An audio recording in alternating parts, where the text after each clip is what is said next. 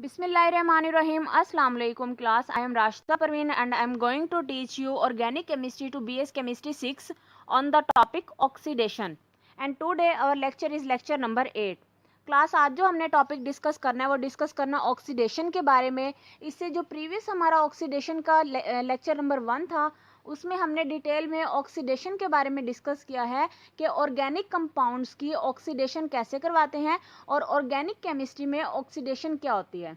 वहाँ पे हमने एपॉक्सीडेशन के बारे में भी डिस्कस किया था जिसमें कार्बन डबल बॉन्ड कार्बन की ऑक्सीडेशन करवाई जाती है in the presence of per acid. आज हमने उन्हीं कार्बन डबल बॉन्ड कार्बन की फर्दर ऑक्सीडेशन करवानी है by using different type of oxidizing reagent. सबसे पहला जो हम ऑक्सीडाइजिंग रिएजेंट आज हम यूज करेंगे कार्बन डबल बॉन्ड कार्बन की ऑक्सीडेशन के लिए वो है osmium tetra oxide. Osmium tetra oxide जो है इसको कार्बन डबल बॉन्ड कार्बन की ऑक्सीडेशन के लिए यूज किया जाता है।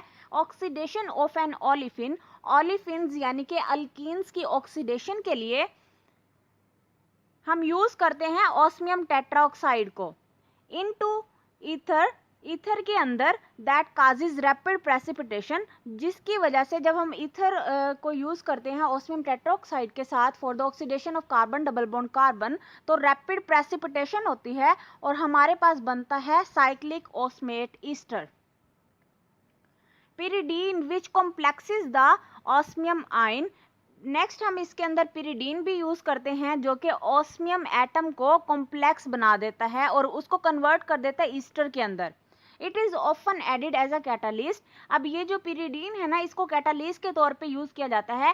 Then ester is hydrolyse. अब ये जो साइक्लिक ऑस्मेट ईस्टर बना है ना इसको फिर हाइड्रोलाइज करवाया जाता है commonly with aqueous sodium sulphide. Aqueous sodium sulphide के साथ इसको हाइड्रोलाइज करवाया जाता है तो हमारे पास बनता है 1,2 डाइओल जो कि सिस होता है। ठीक है, तो हमारे पास ऑस्मियम टेट्राऑक्साइड है, इसको जब हम यूज करेंगे pyridine के साथ और in the presence of aqueous sodium sulphide के साथ तो ये कार्बन डबल बॉन्ड कार्बन को ऑक्सीडाइज करके उसको कन्वर्ट कर देता है सिस 1,2 डाइओल के अंदर। अब हम इसका रिएक्शन का मैकेनिज्म हम थोड़ा सा डिस्कस कर लेते हैं कि किस तरह से हमारे पास साइक्लिक ऑस्मेट ईस्टर बनता है और एट द एंड हमारे पास सिस 1,2 डाइओल किस तरह से बनती है। ये हमारे पास carbon double bond carbon, carbon double bond carbon को जब हम ट्रीट करवाते हैं ऑस्मियम टेट्राऑक्साइड के साथ तो जो कार्बन और कार्बन के दरमियान में डबल बॉन्ड है ना ये एज अ न्यूक्लियोफाइल एक्ट करता है। ये ऑस्मियम टेट्राऑक्साइड के ऑक्सीजन के ऊपर जाके अटैक कर देता है। ऑस्मियम टेट्राऑक्साइड का जो ऑक्सीजन के साथ डबल बॉन्ड होता है फिर वो शिफ्ट हो जाता है ऑक्सीजन के ऊपर। अब ऑस्मियम टेट्राऑक्साइड का जो दूसरा ऑक्सीजन है वो अपना बॉन्ड एक और कार्बन पे शिफ्ट कर देता है जो कि इलेक्ट्रोफिलिक होती है। अब ये रिएक्शन जो है वो ईथर की प्रेजेंस में होगा और सॉल्वेंट की प्रेजेंस में। सॉल्वेंट जो है वो pyridine यूज होगी और ईथर जो है वो ये दोनों जो है इन दोनों का मिक्सचर हम यूज करेंगे तो हमारे पास बनेगा साइक्लिक ऑस्मेट ईस्टर। अब ये जो साइक्लिक ऑस्मेट ईस्टर है इसकी हाइड्रोलाइसिस करवाएंगे इन the presence of aqueous sodium sulphide तो हमारे पास सिस 1,2 डाइओल और ऑस्मिक एसिड बनेगा। नेक्स्ट हमने इसी को ही डिस्कस करना है ऑस्मियम टेट्राऑक्साइड को। Osmium tetroxide is both highly toxic. Osmium tetroxide जो है ये हाईली टॉक्सिक होता है, हाईली एक्सपेंसिव होता है but is it is a valuable reagent. लेकिन ये एक बहुत ही कारामद किस्म का रिएजेंट होता है बिकॉज ऑफ इट्स स्पेसिफिसिटी, क्योंकि ये जो है सिर्फ और सिर्फ कार्बन डबल बॉन्ड कार्बन की ऑक्सीडेशन के लिए यूज किया जाता है। ये अपने वर्क के अंदर बहुत ही ज्यादा स्पेसिफिक होता है इसलिए हम ऑस्मियम टेट्राऑक्साइड को as a oxidizing reagent use करते हैं। When olefins react with KMnO4, जब olefins जो हैं वो रिएक्ट करते हैं पोटाशियम पर मैग्नेट के साथ इन the presence of base, base की प्रेजेंस के अंदर इट गिव्स डाइओल तो ये देते हैं diol but in the absence of base. लेकिन अगर हम बेस की एब्सेंस में ये रिएक्शन करवाएंगे तो ये कार्बोनिल के कंपाउंड्स देते हैं, एल्डिहाइड्स देते हैं। ये हमारे पास है ओलिफिन्स, अल्कीन्स। अल्कीन्स को जब हम ट्रीट करवाते हैं in the presence of potassium permanganate and water and base तो ये देते हैं सिस 1,2 डाइओल। लेकिन जब हम इन्हीं को ही, ये जो ओलिफिन्स होते हैं, इनको ट्रीट करवाते हैं पोटाशियम परमैंगनेट के साथ इन द प्रेजेंस ऑफ वाटर, लेकिन हम बेस इसके अंदर यूज नहीं करते, तो हमारे पास जो है वो कीटोल्स बनते हैं। ठीक है, ये कार्बोनिल के कंपाउंड्स हैं, एल्डिहाइडिक ग्रुप्स यहाँ पे इंट्रोड्यूस हो जाते हैं। नेक्स्ट हमने इसी का ही मैकेनिज्म डिस्कस करना है कि पोटाशियम परमैंगनेट जो है वो किस तरह से ओलिफिन्स देता है और किस तरह से ये 1,2 डाइओल बनाता है और किस तरह से ये ऑक्सीडाइज होके कार्बोनिल के कंपाउंड्स यानी कि एल्डिहाइड देता है। तो चलिए अब हम इसका मैकेनिज्म स्टार्ट करते हैं। ये हमारे पास है कार्बन डबल बॉन्ड कार्बन, ये परमैंगनेट आयन के साथ जब रिएक्ट करता है तो साइक्लिक मैग्नेट ईस्टर बना देता है। अब ये जो साइक्लिक मैग्नेट ईस्टर है ना, जब हम इसकी हाइड्रोलाइसिस करवाते हैं तो एक साइड पे जनरेट हो जाता है हाइड्रोक्सल ग्रुप। ठीक है, अब जब हम इसको बेस के साथ ट्रीट करवाते हैं, क्योंकि ये वाला जो रिएक्शन है वो हो रहा है in the presence of base, इसके बाद जो नेक्स्ट स्टेप होगा उसमें हम डिस्कस करेंगे oxidation of carbon double bond carbon in the absence of base. तो ये बेस जो होती है ना, ये आके इस वाले कार्बन के ऊपर अटैक कर देती है। इस कार्बन और ऑक्सीजन का जो बॉन्ड है वो शिफ्ट हो जाएगा इस ऑक्सीजन के ऊपर, और ये वाला जो आयन है ये यहाँ से निकल जाएगा। अब ये हाइड्रोक्सल ग्रुप जो है वो इस कार्बन के ऊपर आके अटैक हो जाएगा इन द प्रेजेंस ऑफ बेस। ठीक है, अब नेक्स्ट स्टेप में क्या होगा, ये देखें यहाँ पे एक कार्बन के साथ तो हाइड्रोक्सल ग्रुप अटैच हो गया है और दूसरी कार्बन के साथ ऑलरेडी हाइड्रोक्सल ग्रुप अटैच था, तो हमारे पास यहाँ से डाइओल बन जाएगा। अब नेक्स्ट स्टेप में क्या होता है, अगर हम ये वाला जो हमारा फर्स्ट स्टेप का जो हमारा प्रोडक्ट है, अगर हम इसी को ही परमैंगनेट आयन के साथ दोबारा से रिएक्ट करवा दें तो हमारे पास कुछ इस तरह की प्रोडक्ट बनती है। ठीक है, अब इसमें क्या होगा, क्योंकि हम ये वाला जो मैकेनिज्म है, ये वाला जो रिएक्शन है वो in the absence of base करवाते हैं, तो इस रिएक्शन के अंदर क्या होता है, ये जो परमैंगनेट आयन है ये आके अटैक करता है इस वाले ऑक्सीजन के साथ, क्योंकि ये वाला जो ग्रुप था ये तो इसी स्टेप के अंदर रिमूव हो गया था। अब बेस की जगह परमैंगनेट आयन है वो दोबारा से आके इस कार्बन के ऊपर अटैक करता है। ठीक है, अब क्या होगा, ये जो कार्बन और हाइड्रोजन का बॉन्ड है ये शिफ्ट हो जाएगा कार्बन और ऑक्सीजन के दरमियान में, और ऑक्सीजन और मैग्नीज का जो ये वाला बॉन्ड है ये शिफ्ट हो जाएगा मैग्नीज के ऊपर, और मैग्नीज और ऑक्सीजन का ये जो डबल बॉन्ड है ये शिफ्ट हो जाएगा ऑक्सीजन के ऊपर in the form of negative charge. अब नेक्स्ट स्टेप में, क्योंकि ये हम रिएक्शन कर रहे हैं in the presence of water, तो आपने ये बात यहाँ पे ये नहीं लेके आनी कि यहाँ पे हाइड्रोक्सल ग्रुप जो है वो बेस ने दिया, नहीं। ये वाला जो हाइड्रोक्सल आयन है ना, ये वाला हाइड्रोक्सल आयन वाटर की तरफ से आया, बेस की तरफ से नहीं आया, क्योंकि हम ये जो रिएक्शन है इसको in the absence of base हम इसको कैरी कर रहे हैं। ठीक है, अब नेक्स्ट स्टेप में क्या होगा, क्योंकि ये वाला जो बॉन्ड था, ये जो हाइड्रोजन था, हाइड्रोजन ने अपना बॉन्ड शिफ्ट किया कार्बन और ऑक्सीजन के पास, और दूसरी साइड पे ऑलरेडी कार्बन के साथ हाइड्रोक्सल ग्रुप अटैच था, तो एक साइड पे बनेगा कार्बोनिल और दूसरी साइड पे हाइड्रोक्सल ग्रुप अटैच है। ठीक है, नेक्स्ट हमने इसी का ही एक और स्टेप हमने डिस्कस करना है। अब ये जो हमारे पास प्रोडक्ट बनी थी, ठीक है, अब इसमें अगर इसमें थोड़ी सी रीअरेंजमेंट हो जाए तो हमारे पास कार्बोनिल के कंपाउंड जो हैं वो डायरेक्टली ऑब्टेन हो जाते हैं और हमारे पास अल्फा कीटोल्स नहीं बनते। ठीक है, अल्फा कीटोल्स बनने की बजाय हमारे पास डायरेक्टली कार्बोनिल के कंपाउंड्स ऑब्टेन हो जाते हैं। अब इसमें क्या होगा, हमारे पास दो कार्बन थी, ठीक है, कार्बन डबल बॉन्ड कार्बन की दो कार्बन थी, एक कार्बन के ऊपर हाइड्रोक्सल ग्रुप अटैच था और दूसरी कार्बन जो है वो परमैंगनेट आयन के साथ अटैच थी। ठीक है, अब क्या होगा, जो हाइड्रोक्सल ग्रुप है, हाइड्रोक्सल का OH वाला पार्ट अपना बॉन्ड जो है वो कार्बन और ऑक्सीजन के दरमियान में शिफ्ट कर देगा, और इस कार्बन और कार्बन का जो बॉन्ड है वो इस ऑक्सीजन के दरमियान में शिफ्ट हो जाएगी।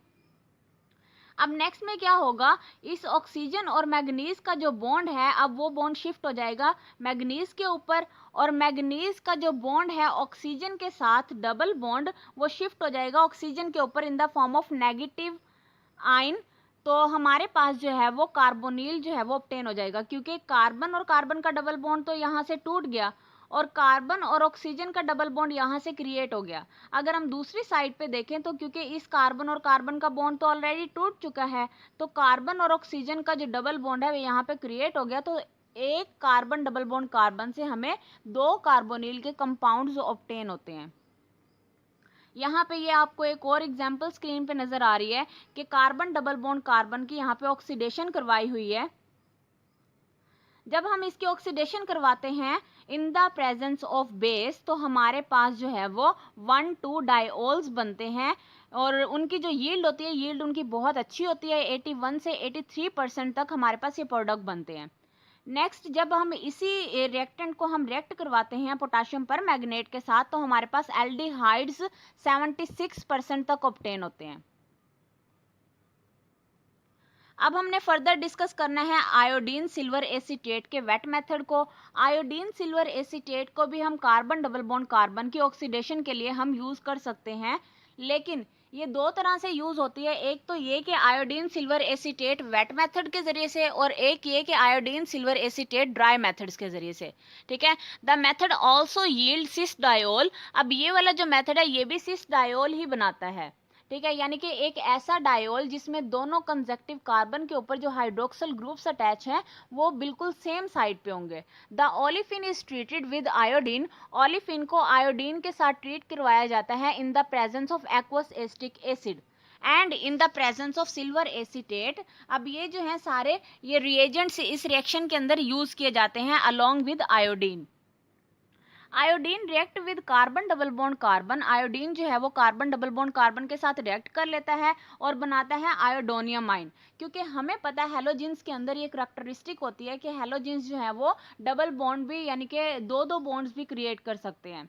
ठीक है, और हेलोनियम आयंस बनाते हैं विच अंडरगो SN2 सब्सटीट्यूशन रिएक्शन। ये जो है SN2 सब्सटीट्यूशन रिएक्शन के अंदर फिर चला जाएगा कौन, आयोडोनियम आयन। आयोडोनियम आयन फिर SN2 सब्सटीट्यूशन रिएक्शन शो करता है by reacting with acetate ion giving a trans iodo acetate, और फिर जो हमारे पास प्रोडक्ट बनेगा वो बनेगा ट्रांस आयोडो एसीटेट।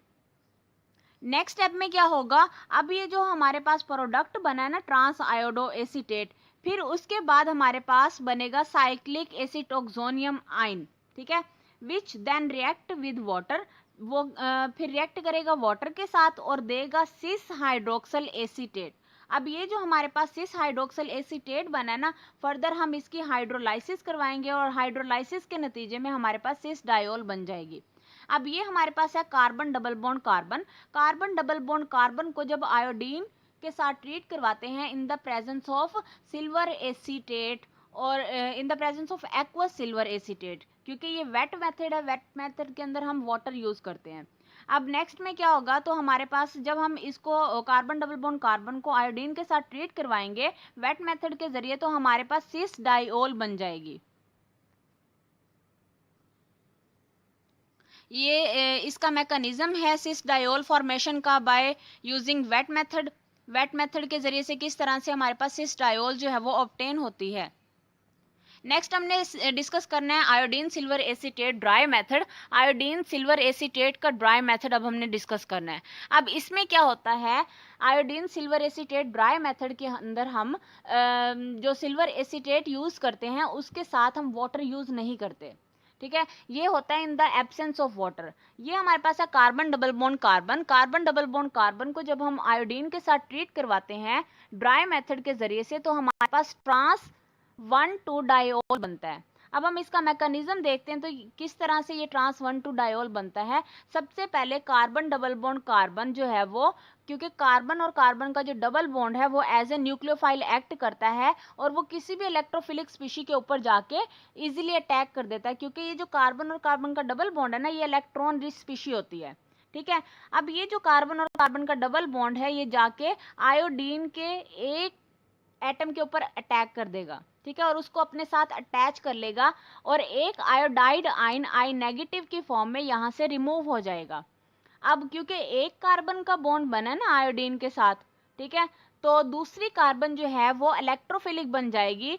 अब क्योंकि आयोडीन के ऊपर जो है वो लोन पेयर प्रेजेंट होता है। अब ये जो लोन पेयर है ना, ये जाके दूसरी जो इलेक्ट्रोफिलिक कार्बन है जिसके ऊपर पॉजिटिव चार्ज है, जाके उसके ऊपर अटैक कर देता है और एक साइक्लिक आयोडोनियम आयन बन जाता है। अब नेक्स्ट स्टेप में क्या होता है, नेक्स्ट स्टेप में एसीटेट आयन आता है। एसीटेट आयन जो है वो आके अटैक करता है एक कार्बन के ऊपर, ठीक है। और आयोडीन का जो बॉन्ड होता है ना उस कार्बन के साथ जिसके ऊपर एसीटेट आयन ने आके अटैक किया है, वो वहां से रिमूव हो जाता है आयोडीन के ऊपर। अब नेक्स्ट स्टेप में क्या है, इस तरह का कुछ फिर हमारे पास प्रोडक्ट बनता है। नेक्स्ट स्टेप में क्या होता है,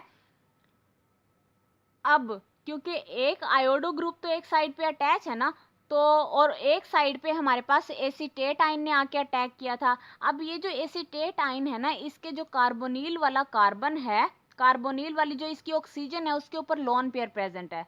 अब ये जो कार्बोनिल की ऑक्सीजन है ये जाके अटैक करती है दूसरी वाली कार्बन के ऊपर, ठीक है, जिसके साथ आयोडीन जो है, आयोडो ग्रुप जो है वो अटैच होता है। अब क्योंकि इसने जाके अटैक किया वहां पे तो कार्बन के ऊपर, तो कार्बन का जो आयोडीन के साथ, आयोडो ग्रुप के साथ जो बॉन्ड होता है वो रिलीज हो जाता है, ठीक है। और आयोडो ग्रुप जो है वो यहाँ से आई नेगेटिव की फॉर्म में निकल जाता है। अब नेक्स्ट स्टेप में क्या होगा, अब जिस कार्बन के ऑक्सीजन ने जाके अटैक किया था ना कार्बन के ऊपर, उस कार्बन के ऊपर पॉजिटिव चार्ज क्रिएट हो जाता है क्योंकि उसका तो ऑक्सीजन के साथ डबल बॉन्ड था। अब नेक्स्ट में क्या होगा, एक और एसीटेट आयन आएगा और वो बैक साइड से आके एक इस वाली कार्बन के ऊपर अटैक कर देगा और इस कार्बन और ऑक्सीजन का जो बॉन्ड है वो शिफ्ट हो जाएगा कार्बन और ऑक्सीजन के दरमियान में। तो हमारे पास कुछ इस तरह का प्रोडक्ट बनेगा। इस प्रोडक्ट की जब हम हाइड्रोलाइसिस करवाएंगे तो ये जो कार्बन और ऑक्सीजन का बॉन्ड है, यहाँ से ये बॉन्ड्स ब्रेक हो जाएंगे और ये कन्वर्ट हो जाएंगे हाइड्रोक्सिल्स के दरमियान में, ठीक है। और यहाँ पे हमारे पास बनेगा ट्रांस 1,2 डायोल। अगर हम iodine silver acetate wet method use करते हैं तो इससे हमारे पास जो प्रोडक्ट बनती है वो बनती है 1,2,6 डायोल। लेकिन अगर हम आयोडीन सिल्वर एसीटेट का ड्राई मेथड हम यूज करते हैं तो इसके नतीजे में जो प्रोडक्ट हमारे पास बनती है वो बनती है ट्रांस 1,2 डायोल। अब हम दोनों मेथड्स के दरमियान में डिफरेंस चेक करेंगे कि दोनों मेथड्स में क्या डिफरेंस है। Water is available in wait method, wait method के अंदर पानी यूज होता है, ठीक है, लेकिन ड्राई मेथड के अंदर हम वाटर यूज नहीं करते। But in the dry method there will be acetate ion, लेकिन ड्राई मेथड के अंदर जो है वो जब एसीटोक्सोनियम आयन हमारे पास बनता है ना, तो उसकी बैक साइड से आके एसीटेट आयन ही अटैक करता है, वाटर का मॉलिक्यूल अटैक नहीं करता, ठीक है। और ये जो एसीटेट आयन आके अटैक करता है ये ऑपोजिट साइड से आके अटैक करता है क्योंकि उसकी दूसरी साइड पे जो है वो बल्कि ग्रुप एसीटोक्सोनियम आयन जो है वो प्रेजेंट होता है, गिविंग ट्रांस प्रोडक्ट। और इसके नतीजे में जो प्रोडक्ट बनती है ना वो ट्रांस प्रोडक्ट बनती है क्योंकि जो एसीटेट आयन ने आके अटैक किया ना वो तो बैक साइड पे किया है, तो बैक साइड के अटैक से हमेशा ट्रांस प्रोडक्ट ही बनती है, विच इज देन सेपरेटेड, जिसको हम बाद में सेपरेट कर सकते हैं from the reaction mixture and is then hydrolyse, और इसको फिर हाइड्रोलाइज करके इसको सेपरेट कर लेंगे। नेक्स्ट में क्या है, नेक्स्ट में हम डिस्कस करेंगे क्लीवेज ऑफ डबल बॉन्ड यानी कि ओजोनोलाइसिस। ओजोनोलाइसिस को अब हमने डिस्कस करना है। The reaction of ozone, ozone का जो रिएक्शन है ओलिफिन्स के साथ ये कहलाता है ओजोनोलाइसिस, ठीक है। लाइसिस कहते हैं ब्रेक डाउन, ब्रेक डाउन जो है वो किसकी प्रेजेंस में, इन the presence of ozone, ozone की प्रेजेंस में जो ब्रेक डाउन होती है उसे कहा जाता है ओजोनोलाइसिस। ये बिल्कुल इसी तरह से है जैसे हम हाइड्रोलाइसिस करवाते हैं वाटर की प्रेजेंस में ब्रेक डाउन, इसी तरह से ओजोनोलाइसिस है ओजोन की प्रेजेंस में break down. Ozone react with an electrophile, ozone जो है ना वो एक इलेक्ट्रोफाइल के तौर पे एक्ट करता है और ये ओलिफिन्स के साथ रिएक्ट कर लेता है क्योंकि ओलिफिन्स जो है वो न्यूक्लियोफाइल के तौर पे एक्ट करती हैं और न्यूक्लियोफाइल हमेशा अटैक करता है एक इलेक्ट्रोफिलिक स्पीशी के ऊपर, forming primary ozonide ion of uncertain structure, ठीक है। और फिर जो है हमारे पास जब ओलिफिन्स जो है वो आके अटैक करते हैं ओजोन के ऊपर तो हमारे पास प्राइमरी ओजोनाइड आयन बनते हैं। उसके बाद हमारे पास ज्विटर आयन बनता है इंटरमीडिएट के तौर पे और फिर ये ज्विटर आयन जो है वो आइसोलेबल ओजोनाइड के अंदर कन्वर्ट होके उसके बाद हमारे पास एंड प्रोडक्ट दे देते हैं। एंड प्रोडक्ट जो हमारे पास बनती है वो इस रिएक्शन में वो हमें मिलती है कार्बोनिल के कंपाउंड्स। अब नेक्स्ट में देखिए स्क्रीन पे आपको ना रेजोनेटिंग स्ट्रक्चर्स नजर आ रहे हैं ओजोन के। अब ये ओजोन का मैकेनिज्म है कि किस तरह से जो ओजोन है वो आके अटैक करती है, किस तरह से कार्बन जो डबल बॉन्ड है कार्बन के साथ वो न्यूक्लियोफाइल के तौर पे एक्ट करके इलेक्ट्रोफिलिक ओजोन के ऊपर आके अटैक कर देता है। तो देखिए ये जो कार्बन डबल बॉन्ड कार्बन है ये क्योंकि न्यूक्लियोफाइल के तौर पे एक्ट करता है तो ये जो है ओजोन के एक ऑक्सीजन के ऊपर जाके अटैक कर देता है जिसके ऊपर पॉजिटिव चार्ज होता है जो कि इलेक्ट्रोफाइल होता है, और जो ओजोन का दूसरा ऑक्सीजन होता है ना वो जाके इस इलेक्ट्रोफिलिक कार्बन के ऊपर अटैक कर देती है। अब नेक्स्ट हमारे पास जो प्रोडक्ट बनता है वो बनता है प्राइमरी ओजोनाइड, जिसमें 2 कंजेक्टिव कार्बन 3 कंजेक्टिव ऑक्सीजन के साथ जुड़े होते हैं। अब नेक्स्ट में क्या होता है, नेक्स्ट में बॉन्ड्स की शिफ्टिंग होती है, रीअरेंजमेंट होती है, ठीक है। अब ये जो कार्बन और कार्बन का डबल बॉन्ड है ये शिफ्ट हो जाएगा इस वाले कार्बन और ऑक्सीजन के दरमियान में, और इस ऑक्सीजन और ऑक्सीजन का जो बॉन्ड है वो शिफ्ट हो जाएगा इस वाली ऑक्सीजन के ऊपर in the form of negative ion. हमारे पास जो है वो ज्वीटर आयन बनेगा, एक साइड पे कार्बोनिल और दूसरी साइड पे ज्वीटर आयन बनेगा। अब ये जो ज्वीटर आयन होता है ना ये दोबारा से रीअरेंज होके एक दूसरे के साथ रिएक्ट करके आइसोलेबाइल ओजोनाइड बनाता है। अब ये जो आइसोलेबाइल ओजोनाइड है ना, जब हम इसकी हाइड्रोलाइसिस करवाते हैं in the presence of zinc तो हमारे पास कार्बोनिल के कंपाउंड्स ऑब्टेन होते हैं।